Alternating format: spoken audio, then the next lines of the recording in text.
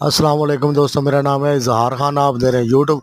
जैसा कि short video में आपको दिखाएंगे R600, इसमें कंप्रेसर लगा हुआ। तो इसमें क्या था, इंटरनल कंडेंसर जो ना जाली लीक हो चुकी है, उसकी जगह हम बाहर जो ना जाली लगाएंगे। जैसा कि आप ये देख सकते हैं, तो जाली हमने लगा के तो इसमें अब गैस इसमें चार्ज करके हम इसको चला रहे हैं।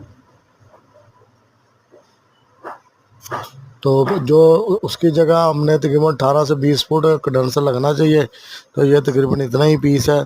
और इसको हम थोड़ा सा चला के भी चेक कर लिया, टांके वगैरह लगा दिए।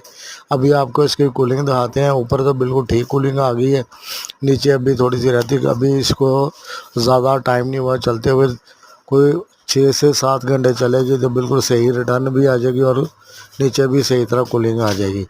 तो अभी कुछ बेहतर हो चुकी है। तो अगर वीडियो अच्छी लगे तो लाइक ज़रूर करें, शेयर करें। मिलेंगे नेक्स्ट वीडियो में, तब तक के लिए अल्लाह हाफ़िज़।